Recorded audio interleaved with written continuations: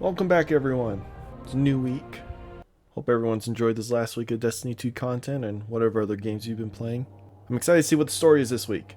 With the heavy lore and storytelling that occurred during week 4 last week, with the cool cutscene with Saint 14 and the strong message of monsters presented to us by Mithrax. Let's see if Bungie keeps up this. Like if this week is up to par with what last week's story was, or if they're taking a little break. We'll have to see.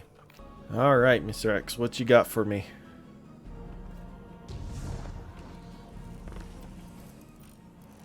I greet you in the light, my friend. There have been no more attacks from inside the walls. Well, that's good. I spoke my heart words to all who would hear. We have no anger within us. We will not be led to violence, no matter how wide the path. We now must focus on the Vex. The machines do not stop to consider our situation, and neither should you. I can still improve your gauntlet, and your Splicer training must continue. Do not waste your energies on us. My Elixni have been through much, but cruel words and thoughtless deeds will not break us. Let us continue our work. That's a good opening message. Mithrax seems eager to get back to work dispelling the endless night and put the recent attacks on his people behind him. Cruel words and thoughtless deeds will not break us. We will not be led to violence no matter how wide the path. He tells you not to worry about him and his people, but to focus your attentions on continuing your Splicer training, improving your gauntlet, and collapsing the Vex networks. Does that mean these are going to be unlocked? Not yet? Okay. Any messages? No? Lakshmi, you don't have anything to say? Good. Ooh. Mithrax's Splicer glove is impressive, I admit. But if Guardian had 4 arms, we could do the same thing in half the time. I can't imagine having 4 arms. That feels weird. Like my lats are just feeling a little off right now just thinking about it. Having an extra pair of arms down there. Destroyed Vex yield a ripe source of data. Feed it into the terminal to crash the system. These aren't Vex though, this is Hive. Silly Vex. One thing I should probably do, and if I leave this part into the YouTube video, I'll definitely leave links. But my clan leader, Zarioth, has a Twitch and a YouTube channel. And he'll stream a lot of our clan sessions, so if I end up not recording, I definitely won't be streaming. But he will be streaming those sessions, and you can always check it out. Watch the content. The clan's really fun. You'll definitely enjoy watching them, and if I'm there, you'll see me playing with them. It's almost every night, at least every evening for me. I've featured his channel on my Twitch, but I'll leave links to his YouTube and Twitch channels because he does dual streaming like I do.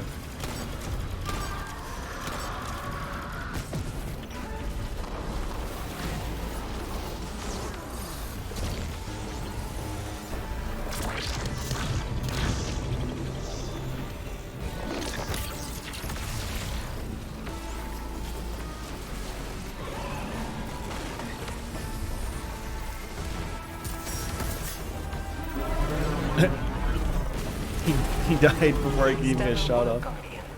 You and Mithrax make a good team. My Korakel. I understand Elixni are not the only species you work alongside. You found peace with Keitel of the Cabal, yes? Peace is too strong a word. We made a mutual decision to turn our attention elsewhere. And some warriors, like Saladin Commander, do not find joy in this. He finds no victory in peace. It will take some time for Saladin to adjust. He'll come around. The artifact of the Endless Night has routed programming directives deep within the Vex network to a terminus domain where old code and abandoned terraforming projects are eradicated. Destroy the oppressive mind and collapse that domain. Sounds like a deal.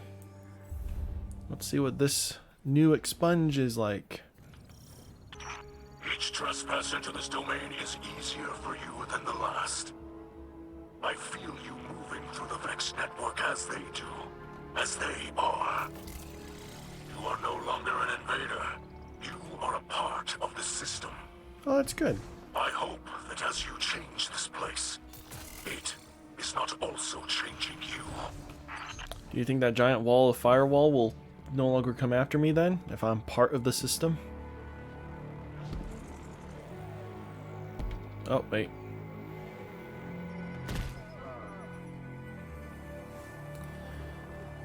I don't even know how I did that. That was impressive. I'm not even mad at that. I have somehow... Another purge sweeps through the network. Be cautious. I'm more... Like, you couldn't ask me to replicate that in a million years. And yes, it looks like the firewall's coming. Boo! No one likes you.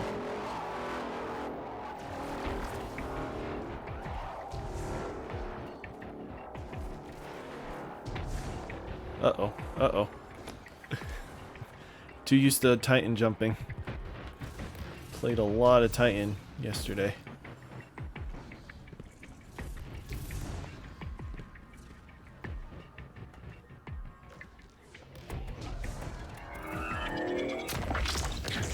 The guts of this dimension churn, digesting all within.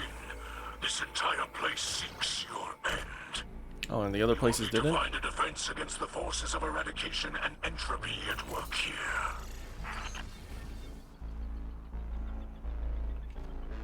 So as I'm going to software engineering, I wish programming and computer networks and codes looked like this. Okay. So slow moving doors. It's always fun. I completely skip all of this. That's fun. What's this? Hack. Oh no! That scared me.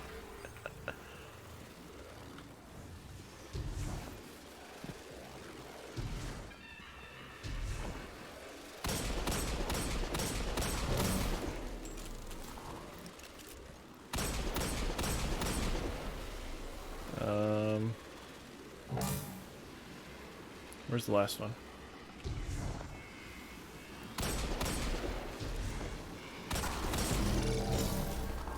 Okay, so I have a certain amount of time to complete that. It's good to know. So they're immune unless I have this debuff.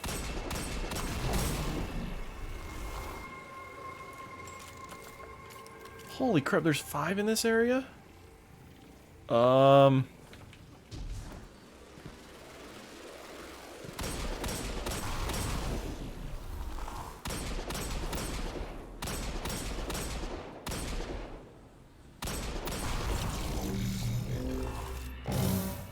Okay, that's easy. Oh!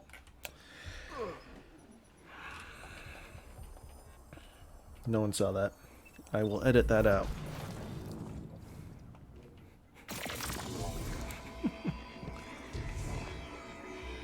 Alright, next area.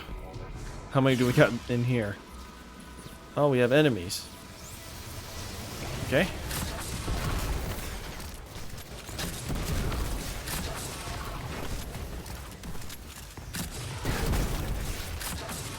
Oh, that's a barrier champion over there.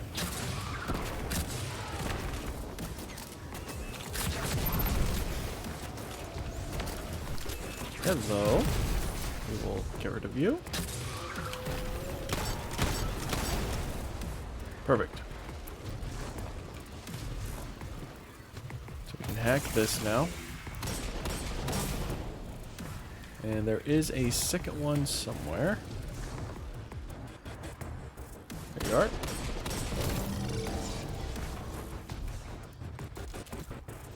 I'm trying to think. Tartarus. Isn't that some Greek? Isn't that like a Greek bull or something? Like a minotaur?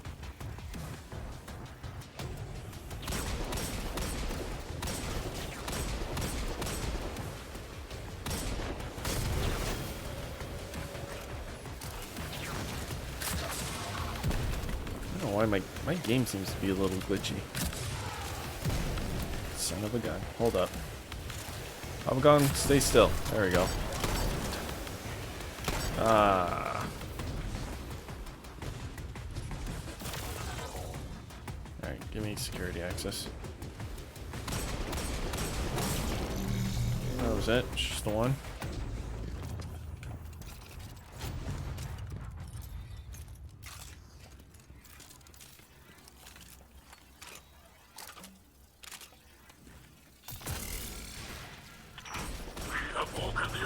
Mind. Destroy it.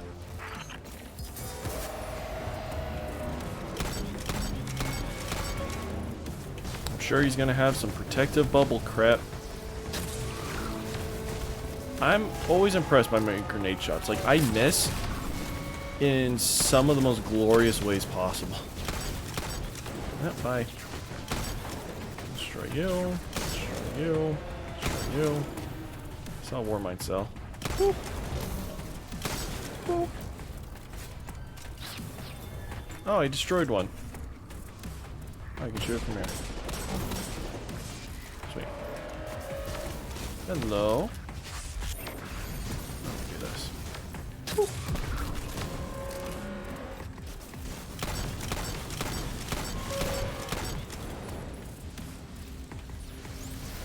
Hello. Fanatics, probably? Nope, just harpies. Oh, I needed that.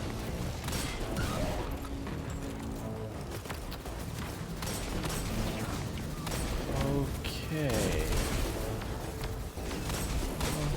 Let's go right first.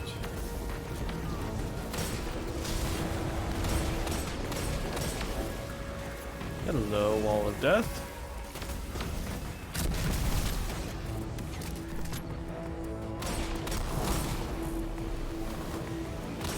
Oh no, why can't I access you?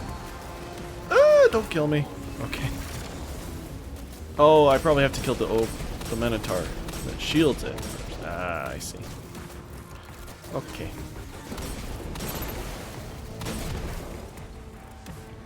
Well, I have plenty of heavy ammo.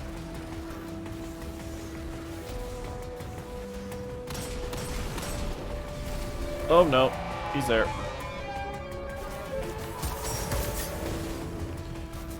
Debuff. Debuff. And murder. Okay. Oh, I finally... We succeed for a third time, and yet nothing has changed with the Endless Night. Why is that, Mithrax?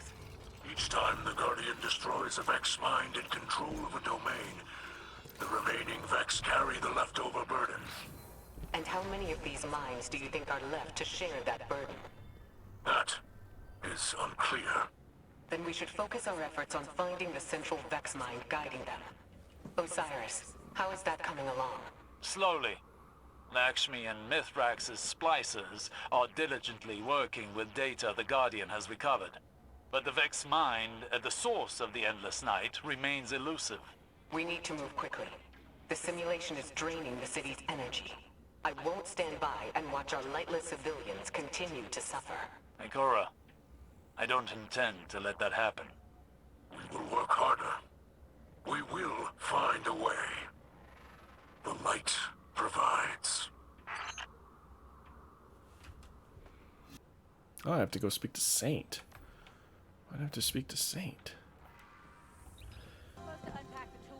Okay, I almost called you Osiris. Saint. What you got for me? I have thought much on Mithrax's story. We do monstrous things to fight monsters. It seems simple then. When the city first formed, Titans were the walls. We did not think of our enemies when we fought. We thought only of protecting our people. Survival until the next day, no matter how. To be seen as a terror, a destroyer. To know children tremble in fear at my name, and mourn what I have taken from them. this is not the Saint 14 I know. I can never forgive what the old houses did to us. But these are not the old houses. They are dead. What do we gain from more death? This lashing out against defenseless people, it is the act of a coward. Mithrax risked much to trust us. If his House of Light can forgive, perhaps we must try to see the fallen, Elixni, as they see themselves. Or none of us will ever be anything but monsters. We must be more than the enemies of our enemies. Yay! I'm glad that's the path Saint went with. Kind of Mithrax's, in a way, outburst, but his really blunt response to last week's drama. Saint 14 tells you that hearing Mithrax's story about how the Elixni see him affected him deeply. To be seen as a terror, a destroyer. To know children tremble in fear at my name, and mourn what I have taken from them. This is not the Saint 14 I know. I can never forgive what the old houses did to us, but these are not the old houses. We must be more than the enemies of our enemies.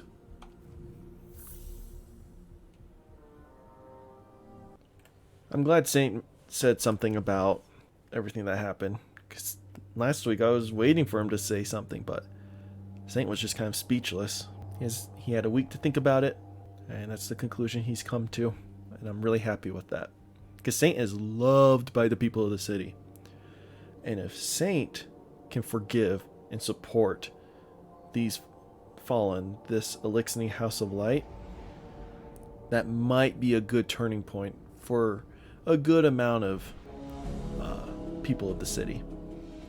Definitely not all of them, but I'd say a lot more would be swayed to his side. There's a message here. Please don't be Lakshmi too. I'm in a good mood. Don't throw Lakshmi at me right after Saint. Elixni Oh, of the thank goodness. House Light. Hear Mithrax now. I know many of you feared this place. You have seen death at the hands of the Guardians. It was right to expect death in their house. But I said, and say again, that if we help them, they will help us. And here we are, alive. It is true that some have attacked our new home. It is true that some try to share their hate with us. It is always so. But if Elixni feel darkness inside, only look up to see the great machine, and know that House of Light is blessed. We're all blessed to have such friends in dark times. Humanity will not allow these hateful and ignorant acts to define us. We will prove it by bringing those responsible to justice. Walk the path of hardship with joy in your hearts. Be brave. Good. That is a good message. And I like how Ikora chipped in with it as well, to kind of show the human support to Mithrax's global message. I see you have overcome the Vex again. We are both doing what we must. I have not spoken with the Saint, but I believe hearing my story softened him somehow. I saw one of our young run across his path. The Saint raised a hand in greeting, and the hatchling recoiled and fled. The Saint watched it run. The reaction seemed to wound him. I will reach out to this child. She acted out of fear and was unkind. She should know the image of the saint we use to chase evil is only a story. If we are to survive this long night, we must be able to see one another as what we truly are. That's a really sad story. Well, I'm glad we hear that after hearing Saint's perspective, or like hearing his response. Mithrax tells you a story about seeing Saint 14 interact with a young Elixni. The big titan raised a hand in greeting and seemed upset when the Elixni recoiled and fled. He feels that telling Saint 14 about how the Elixni see him has affected the titan, and he hopes that his words truly reached him. If we are to survive this long night, we must be able to see one another as we truly are, he says. Don't worry, Mithrax. You have. Definitely have. Also, I'm full on Ingrams. Let me open those real quick. I see you have overcome He's the gonna Vex talk again. again. No, hold up. Hold up. We are both doing Stop it. what we must. There we go. Well, week 5. That's essentially it. That's the story for week 5. Not as long as last week's, but definitely carries over that emotional and, I was gonna say mental, but I think it's just more of the emotional weight of last week. And I'm really glad they did that. It wasn't just like this one-off thing. This week's is a lot more hopeful. The last 2, maybe 3 weeks have just been horrible stories with Lakshmi involved, and with stories of her coup, the sabotaging of the Elixni, the murder of a few Elixni who wandered the city. It's terrible. But this week has had a lot of good stories and messages. So one thing we haven't been doing is reading the lore book. I mean, I could go through them now. I think Bive's gone over a few of those stories, and I know what some of them talk about and how the story's progressing in each page. I've never done it on stream. Why don't we go through the story so far, and I'll try to incorporate the new pages week after week and just kind of add this little part at the end of the video. You can always skip it if you want. Well, let's start. We'll start with page 1. We'll go to page 6, and then we'll just, move on from there. So, Beneath the Endless Night lore book, under Dusk and Dawn. Chapter 1, Acceptance. I'm the most qualified for this. Crow's voice reverberated off the immense window, making the Vanguard commander's office feel even more cavernous than it was. At night, the edges of Zavala's office were usually dark, but the miasma of Vex energy that swirled in the city below made it more so. Crow sighed and paced in the gloom like a caged animal. Zavala faced the window and stood, unmoving. A statue carved of Larimar, depicting a test of infinite patience. He glanced over at Ikora, her hands gently clasped as she watched Crow with disquieted contemplation. We know, she said, after what felt like an eternity. But your expertise and relationship with the Elixni aren't the only deciding factors here. Exactly how long am I going to be continually tried in a court of public opinion? Crow asked pointedly. And when in this trial will I be given a clear understanding of what I'm on trial for? Zavala regarded the awoken reflection in the window. It reminded him of the near-fatal walk through the gardens not all that long ago. His shoulders sagged. Crow, Zavala said as he turned to face him, this is a delicate situation. The consensus has come down hard on us for welcoming the Elixni into the city, and I can't have them using you as another bludgeon. So that's all this is, a political maneuver, Crow pushed. To protect yourselves? No hard feelings? Nothing behind the looks you give me when you don't think I'm not watching? Zavala stiffened, and Crow sensed the conversational temperature in the room change. This matter aside, if your past identity becomes public before we have a plan in place, it could cause considerable harm to you and to the people you care about, Ikora said evenly. People who have come to care about you, she added. For a long time no one spoke, and when Crow did, his voice was small. Then what? I keep hiding in the shadow of the man I was before, forever? Not forever, Ikora said firmly, but for now. Crow shifted his focus to Ikora and saw the hurt in her eyes. He'd seen it in Amanda's too, whenever she spoke of the dead. Without another word, he nodded and left. Ikora closed her eyes, and the breath she'd been holding slowly left her. He's going to Osiris, she warned. And Osiris is half the teacher he's shown himself to be. He'll tell him the same thing, Zavala said with great fatigue, finally sinking into his chair. In the momentary silence that settled between them, Ikora felt an unspoken reciprocation of their generations-old friendship. I don't know how long we can protect him, she confessed. Neither do I. So this was week 1. This book kind of explains why Crow isn't leading all of this. Because that would have made the most sense, right?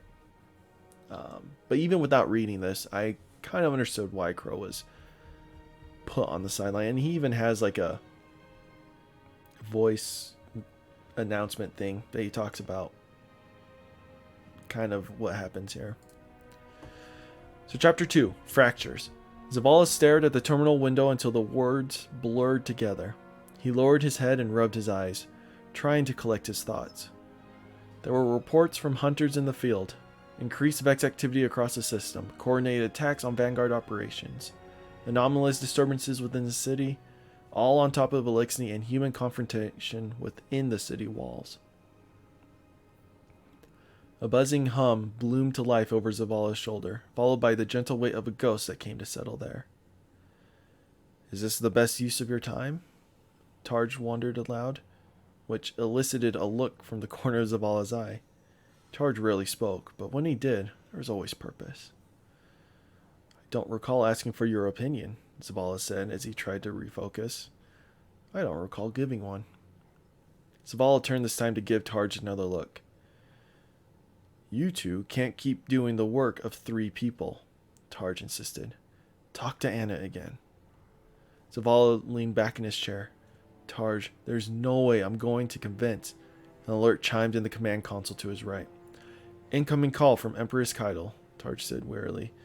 Let it go to depot. Zavala stubbornly rose from his chair. No, he said, receiving the call. Keitel's Imperial seal appeared on the screen with a notice. Audio only. Empress Keitel, to what do I owe the pleasure? Zavala asked, tiredly scratching a hand over his stubble. Tarj watched for a moment before he dematerialized. Commander, Keitel greeted, her voice swelling to fill the room as if she were standing there. The fleet's long-range sensors detected a growing anomaly located in the vicinity of the last city. Why the sudden concern? Keitel snorted. I bear no concern, Commander, but if the Vanguard were suddenly annihilated, it would behoove me to at least be aware. Of course, Zavala said softly. Well, we're still here. For now. The leading edge in her tone hooked him. Why are you really calling? There was no response from the other side for a few moments. When Keitel spoke next, her tone was as measured as before, but lacked any performative airs. Lakshmi 2's latest broadcast to the city reached our fleet. You are truly a proud hawk standing in a nest of vipers, aren't you? Lakshmi is a politician. Words are the most dangerous of weapons, Commander, Keitel reminded him. It begins as whispering convictions, then fully voiced dissent. The next thing you know, you will wake with a knife driven into your chest. Spoken from experience, Zavala jabbed back. Spoken from experience, Keitel doubled down, unashamed. Lakshmi is undermining the Vanguard's authority by diminishing your role in the eyes of the people. Spoken loudly enough and often enough, her words might begin to make sense even to those who are not on the same mind. Zavala sighed, and Keitel felt its weight all the way across the system. I trust you to honor the terms of our armistice. I do not trust whoever your successor might be, Keitel warned. Zavala weighed anger and intrigue against one another, finding the scales a useless tool in arbitrating his response to the situation. He stepped back to the console and did as Cade might say. Just wing it. This is not the first threat to my authority I've weathered, Zavala said, his voice rising. So don't delude yourself into thinking otherwise, and don't you dare come at me for whatever remorse you might be feeling about deposing your father. Zavala heard the low rumble of appreciative vocalization over the speakers. I do not feel remorse because Callus was my father, Keitel explained, her tone softening. I feel remorse because of what Gaul did to my people. We opened the door for the hive, handed Zivo-Arath a knife, and were surprised when we felt the kiss of steel in our spine. I hate to see a warrior I admire and respect do the same with a less worthy adversary, but perhaps you are not in need of such unsolicited counsel. Zaval looked up out of the lightless city beyond and closed his eyes. And what counsel is that? What Keitel said next was not in the voice of an empress, but a friend. Umun-Arath was my most trusted counselor. The darkness has many hands. Will you recognize its caress before it finds your throat? By the way, English-wise, this quotation mark shouldn't be there. I got confused when I started reading this. I have not heard anything from this tab. Wow. This kind of solidifies the point I made last season about how the Cabal are going to be our friends. Like, sure, we're in a stalemate right now, and there are people who don't like the Cabal, and the Cabal don't really like us. But there are plenty of places in these lore books where having this isn't going to be just a stalemate. It's going to become an alliance and a friendship. So it's cool that, like, Keitel's reaching out to Zavala, being like, hey, we're noticing these things. And sure, she kind of came at it like, I don't trust your successor to keep your guardians away from my fleet. But that's not her main intention of reaching out to Zavala. She's concerned about him, concerned about the city, concerned about our people. So I think that's cool. That's a nice lore tab. I'm also glad that Keitel recognizes Lakshmi and the viper she is. And calling Zavala out. It's like, why? Kick her out. Why are you allowing her to do this? Alright, chapter 3. Gifts from the shore. We know all about this one. Though the metal crate they were carrying likely weighed more than they did, the two Elixni gave St. 14 a wide berth on their way to the Elixni quarter. You see how they distrust, St. grumbled. By the way, this is before the monster cutscene, in case anyone's wondering. St. grumbled. Amanda Holliday scanned the crate into her datapad. The unexpected shipment of emergency supplies from the Tangled Shore nearly offloaded. Don't be such a sourpuss, she said lightly. Mixing with new folks good for the soul. I mix, objected Saint, but the Fallen, they do not enjoy my company, and I feel the same for them. Maybe that's exactly why our Cora picked you for this, Amanda said. Though Saint was fully helmeted, she could swear he rolled his eyes. Two more Elixni came bearing another crate. One noticed Saint too late and stumbled, dropping the crate. Its security locks popped as it crashed to the ground. A young Elixni wearing House of Light colors and a bright orange and blue Vanguard lanyard scampered over in distress. Saint sighed. It is fine, he said to the Elixni. Spider probably sends more surplus from old House of Dusk. Knowing you carry supplies from our enemies is a great joke to him. He dragged the crate out of the hallway with one hand and knelt to repair the locks. As Amanda scanned the damaged crate, the young Elixni came closer. He eyed Saint warily, then held up a sheaf of paper like a shield. Manifest, he stated haltingly. Thank you, Amanda said with an unforced brightness. She tapped her datapad. I got it digitally. You got it digitally, echoed the Elixni. He fidgeted for a moment, then proudly held up the badge on his lanyard, which read, Temporary. Amanda smiled. What have you got there? Authorization for unloading of supplies from Tangled Shore. Of supplies sent from Spider, he said. He leaned in slowly, looking carefully at Saint and Amanda. My gentlemen, he said slightly.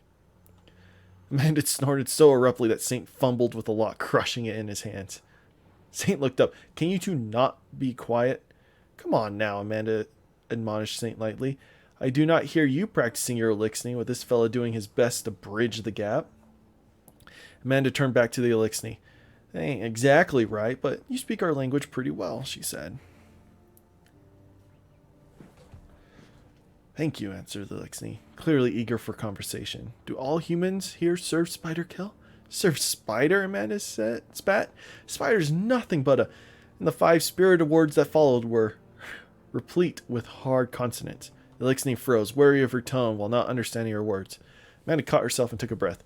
Which is our way of saying he's a kind and generous individual, she said to Elixir, who nodded along with her.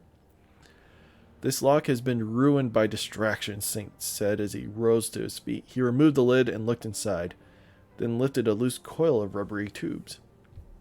Servitor plugs, filters, ether circulators. Titan made a confused noise. What's wrong? Oh, something wrong? Amanda asked. Not at all, mumbled Saint as he picked up a small golden cylinder trailing braided sapphire cords. This rebreather alone is worth more than my ship. Amanda moved towards Saint and looked for herself. She recognized a few necessary survival items. Condensed prefab ceramic plating, vapor distillers, generator couplings, but amongst the tubes and filters were otherworldly treasures. A nanomesh sphere filled with thick pink liquid, a chrome conduit splitter with entropic plating, a glimmering opal sparkling in a nest of delicate lavender sponges. Hell is Spider playing at? Amanda said to herself. She called over to the elixir. Are they all like this? Yes. Each one is very full of delights from our culture, from our home. We are very thanks. He cocked his head and clicked. Thankful? Amanda nodded. Let me see that manifest, she said, taking the papers from the elixir. He nodded and rejoined the other workers. They will still need many of our resources to stay here, Saint said, as he carefully resealed the crate. But this will make things easier. I'm surprised Spider is so generous, even to his own people. Amanda frowned at the manifest. This doesn't make sense, she said. There's a note at the top. Don't know what half this stuff is, but it's got to be good if Spider had it. It's all written by hand, and there aren't values for anything on here. Saint looked at the papers over Amanda's shoulder. The crates came from Spider's storehouse, he said. If he did not send them, who did? Look at this listing, Amanda continued. The item says, best osmosis filters, hidden in his bottom drawer. This item is just a row of question marks. Here's one listed as a clock thing.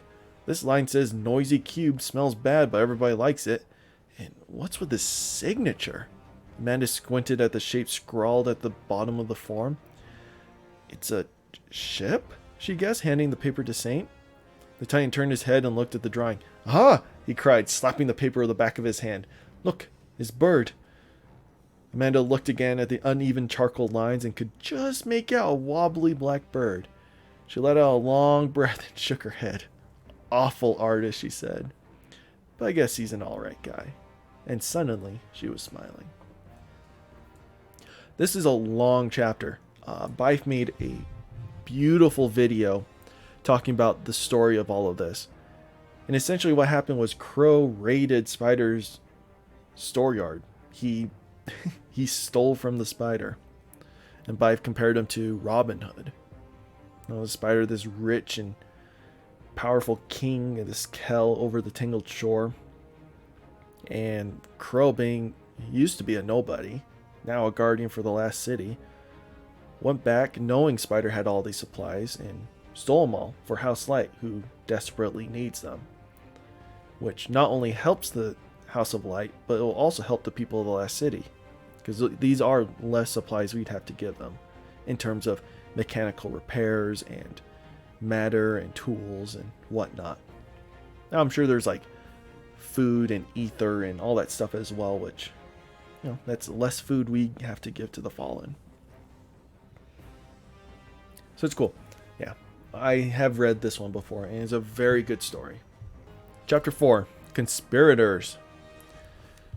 Harak Jahal narrowed his eyes with impatience as Dead Orbit's head of logistics struggled to satisfactorily account for the faction supplied caches.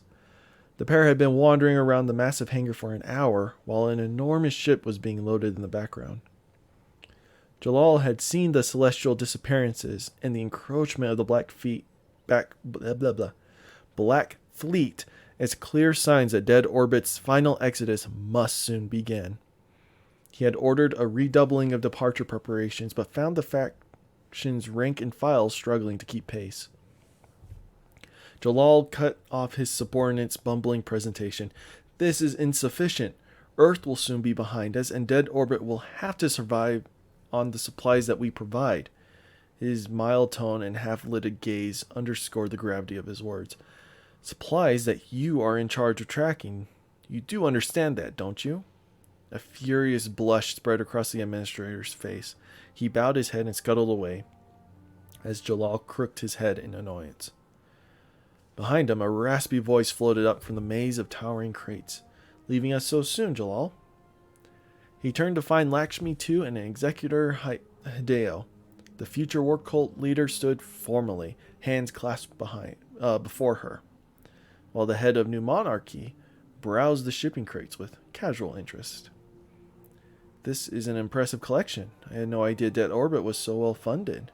Hideo gestured broadly to the crates. Jalal shrugged. It's a life's work, Hideo. Everything we'll need to re-see the human species elsewhere. You should join us. We're fine where we are, thank you, Lakshmi interjected. As a matter of fact, that's why we've come. Jalal bowed his head and gestured toward the hangar exit. The trio ambled outside. Hideo and I are concerned about the current Vanguard leadership.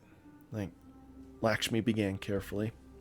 Jalal allowed himself a mirthless chuckle. Yes, I've heard your open editorials. You're becoming quite the demagogue. I don't know what that word is. I never knew you held such strong feelings about the Fallen. If it's incitement to speak the truth, then so be it, Lakshmi fired back, sharper than intended. The Fallen have been a useful catalyst, but that doesn't mean we are wrong. Perhaps not about the Vanguard, Jalal replied, but the cult is hemorrhaging members, and I doubt it's your best and brightest remaining. Those who wish to leave are free to do so, Lakshmi said, with a pointed glance towards the Dead Orbit ship. We'll be stronger without them. Zavala and Ikora have been ineffective since the speaker died, Executor Hideo cut in. The disappearance of the planets caught them unprepared. They're allowing Guardians to use the darkness, and now they've cut a deal with the Cabal? It's just too much. We must have leadership whose point of view is more closely aligned to that of the people, Lakshmi said. And who do you propose exactly? Jalal stopped the trio at the corner of the broad thoroughfare, where the rumble of cargo movers masked their conversation. Saladin was our first choice, Hideo added with an ill-concealed smirk. But he's not as cutthroat as he seems. Appears the Iron Lord has a soft spot for Commander Zavala. Lakshmi gave Hideo a look, as though he had revealed too much. We are now considering Saint 14, she said, pointedly bringing the conversation back to the present. Joel raised an eyebrow. Who else is committed to your little coup? We have somebody in position of influence, someone who can ensure an orderly transfer of power, Lakshmi answered. That person would have to be very clever indeed, Jalal said gravely. For your sake, Ikora Ray is not a target to miss. The moment stretched as Jalal measured the situation. He had long considered what a change of leadership might mean for Dead Orbit, for the resettlement and survival of the human species, and as always, the allure of personal power. A position of eminence in a dying society was a constant temptation. So this is one of the lore cards that talks about Lakshmi's coup. You've heard me mention it a few times the past few weeks, and this is one of the things that kind of builds up on that. Again, that came from a video from Bife explaining these things. There's a few weapon lore cards that complement this, but yeah. Conspirators, it's the coup. It'll be interesting to see where this goes, who their person of influence is. And now with Saint and learning about monsters and the Fallen and whatnot, we'll see if he continues to be a worthy candidate for them. Because Saint is starting to see, like, you know, his quote, it's, we need to be more than just the enemy of our enemies, right? Which is clearly what these faction leaders have that mindset of, is just, how can we let our enemies in here? All right, chapter 5. Oh, this is the sabotage from last week, right? 24 humans, their faces mostly covered with makeshift masks, slunk into the Batsa district under cover of darkness. Some were armed with weapons, though most carried workaday tools like crowbars and wrenches. They planned to infiltrate the Elixni quarter and find evidence of aggression. If that failed, they would send a clear message that the House of Light was unwelcome in the last city. Knives tore into banners, noxious fumes filled the air, paint cans rattled, the hum of the machinery around them disguised the work of their labor, while hushed voices conferred in terse, conspiratorial tones. "I think this is their food," a young woman whispered to her male companion while warily looking over her shoulder.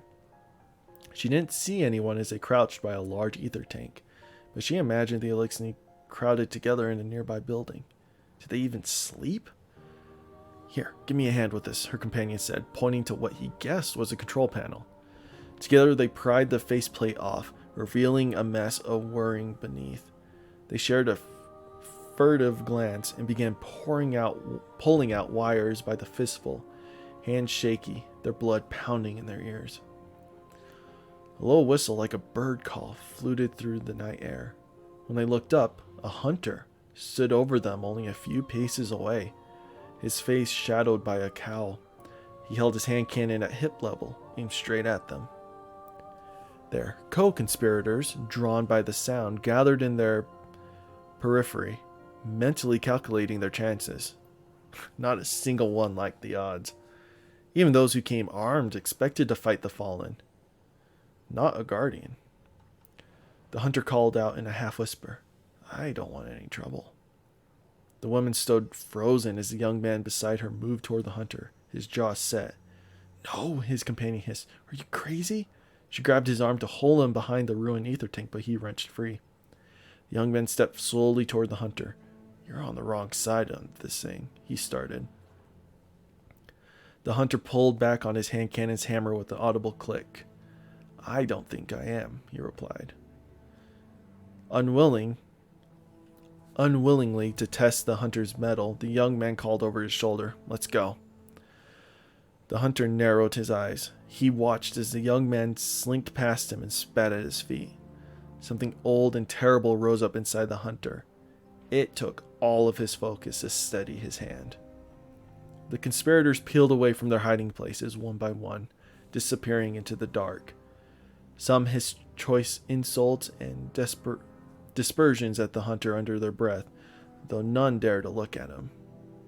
In just a few minutes, the block was deserted except for the hunter, who stood alone in the street until his ghost complied over his shoulder. It chirped with concern. "You wouldn't really have shot them, right?" The hunter hesitated as he holstered his weapon. "They needed to know I was serious, Glint." "But you weren't," his ghost insisted. Wordlessly, the hunter began making his way through the destruction. Someone would sound the alarm soon. He didn't want to be there when they did. "Tell me you weren't serious," his ghost said again, lagging behind. "Were you?" So I've also made a video on this. I just realized he's probably made a video on most of these. But the destruction of the fallen camp could have been a lot worse had Crow not been there to at least stop this part of the group from causing further harm and destruction. And the question Glint gives him at the very end, like, you weren't really going to shoot them, right? Is a very interesting one because Crow loves the fallen. In like, even in his past life, he has lived with fallen more than humans. And although, I guess technically he's an awoken, but although he is one of us, the Elixni are more of his people than the last city are to him. And since he's a guardian and these people know it, even though they don't know it's the reincarnation of Uldren Sov, who they definitely know, they do see him as their guardian, their protector, their warriors. But yeah, no, that's a very interesting question. I think he would have shot them. I don't think he would have killed them, but Crow definitely would have fought back. Had those people attacked and tried to overwhelm Crow and continue on their sabotaging, Crow would have stopped them by any means necessary, killing if he had to. Although I don't think that first shot he would have made a deathly blow, probably just like to the leg or something, right? But yeah, big things. All right, the newest lore card, the one that I don't know about and none of you have know about, unless you're watching this like a week from now and you've already watched like Bice video or Mylan Games video. Chapter 6, Understanding. Ikora Rey strode into the future war cult headquarters. It had the air of a church, hushed and reverent, but the air of sanctity was undercut by the intrusion of Vex technology. Wires climbed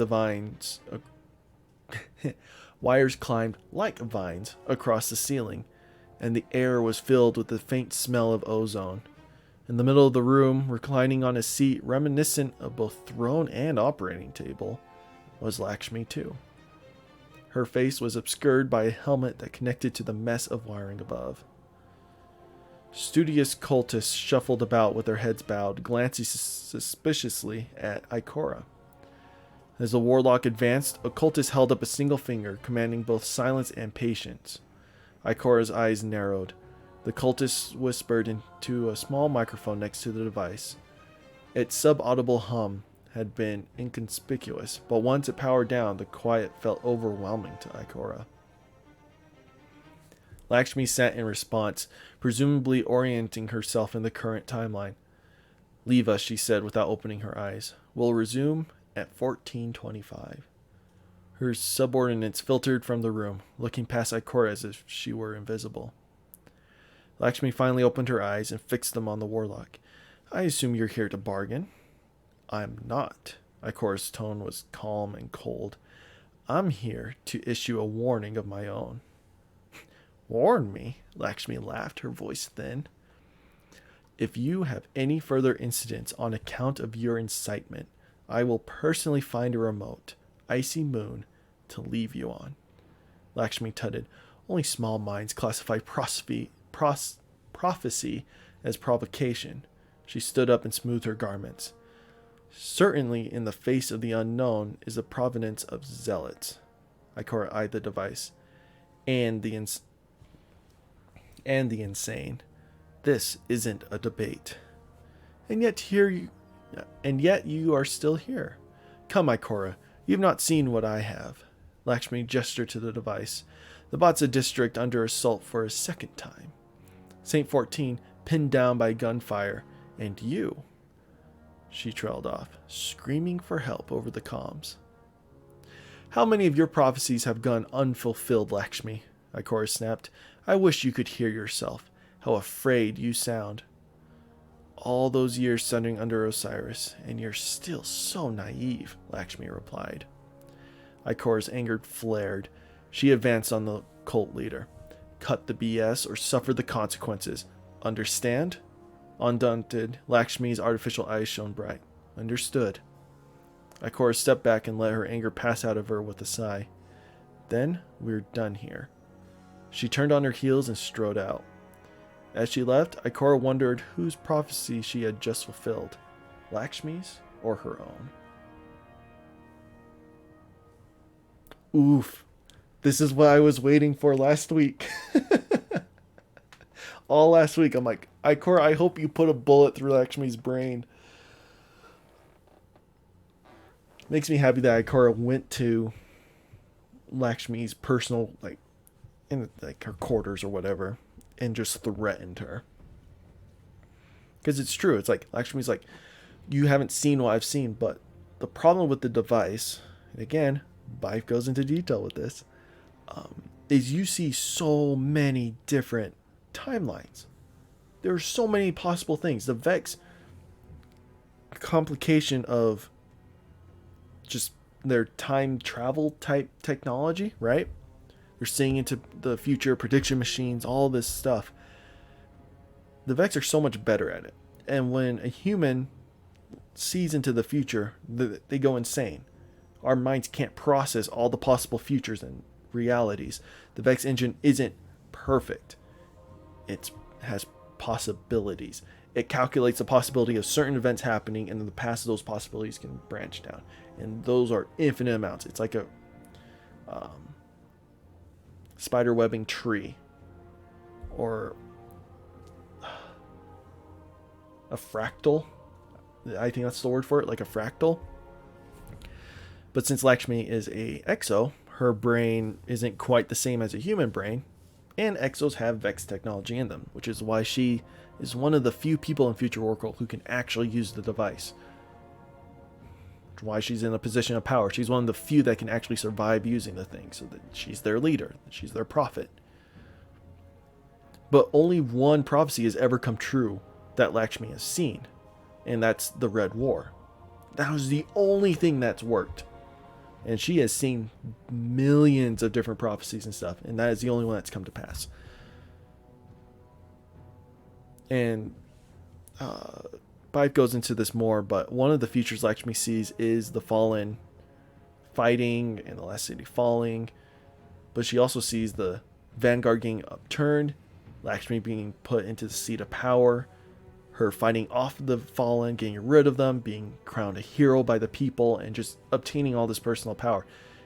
And Bife and a lot of people, me included now, believe that's the future she's trying to aim towards. That's why she keeps looking at the device. She's looking to see what she needs to do in our current timeline to make this probability, this probable future happen.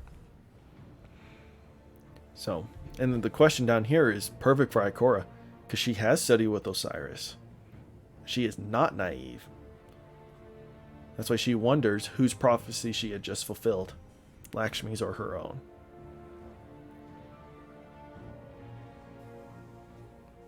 That's a good lore card. Not really in line with what happened this week, but it's definitely a good follow-up from last week. It kind of explains why we didn't hear from...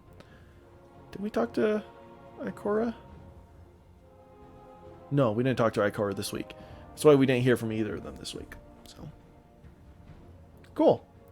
That took a while. That was like 35 minutes. I don't know how I'm going to cut that down. It's kind of its own thing on its own. Thank you guys so much for watching this, or in this case, reading this. Hope you're enjoying the season so far. There is a lot of great political messages and just moral stories and dilemmas and dramas in this that really relates to real world applications. As I mentioned in past videos, I'm not going to go into that. But if you use your brain, even just a hair, you can figure out where those implications are for yourselves, for any part of the world. But it's going to be exciting to see how things pan out. It looks like we have 4 more pages left in this book. It'll be exciting to see what happens. Will Lakshmi overturn the Vanguard? Will the cults get kicked out? Right? What's going to happen with Lakshmi? What's going to happen with the House of Light? Is this Vex simulation going to end, or is this going to lead to a downfall of the city for Witch Queen? Who knows? I'm excited to keep reading. We will continue these at the end of every part from here on out, so it won't take as long as this video. This is kind of like we'll catch up. I still don't know how this video is going to go. You'll know when you watch it, whether I edit this into its own separate video or at the end of my weekly videos that I make for the resets. But again, thank you so much for watching. Hopefully you enjoyed, and I will see you next time.